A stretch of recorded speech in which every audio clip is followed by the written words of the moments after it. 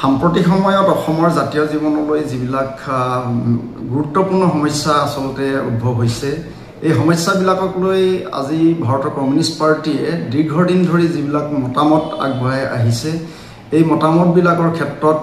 অন্যতম এটা আমাৰ সিদ্ধান্ত আছিল প্ৰয়াত পাৰ্টি নেতা তথা প্ৰাক্তন মন্ত্ৰী কমৰেড প্ৰমোদ গগৈ নেতৃত্বত আজি 30 বছৰৰ আগতে আসলতে আমাৰ জাতীয় অস্তিত্বৰ প্ৰতি যি সংকট আহিছিল বা বৰ্তমানেও এই সংকট আহিছে এই সংকটৰ প্ৰতি লক্ষ্য ৰাখি আসলতে অসমক এখন বিশেষ ৰাজ্য মৰ্যাদা দিয়াৰ কথাটো তুলিছিলে ভাৰতৰ কমিউনিষ্ট পাৰ্টিয়ে প্ৰধানত অসমৰ যি 6 জনগোষ্ঠী জনজাতিকৰণ এই 6 জনগোষ্ঠীক জনজাতিকৰণ কৰি জনজাতি সংখ্যা বৃদ্ধি কৰি সংবিধানৰ 371 ক অনুচ্ছেদ অনুসৰি অসমক বিশেষ ৰাজ্য মৰ্যাদা দিয়াৰ জৰিয়তে আসলে অসমৰ জাতীয় জীৱনলৈ অহা যিটো সংকট যিটো ভয়াৱহ প্ৰত্যাহ্বান ইয়াৰ প্ৰতিৰোধ কৰিবৰ কাৰণে আসলতে আজি 30 বছৰ আগতে কমৰেড প্ৰমোদ গগৈয়ে এই দাবী উত্থাপন কৰিছিল শেহতীয়াকৈ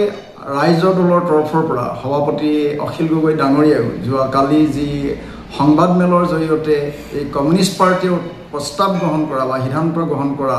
এই প্ৰস্তাৱটো আসলতে তেখেতেও আসলতে এইটো একে সময়তে দাঙি ধৰিছে তুলি ধৰিছে ইয়াৰ প্ৰতি আমি তেখেতলৈ আমি ধন্যবাদ জ্ঞাপন কৰিছোঁ আমি সকলোকেইটা ৰাজনৈতিক দলক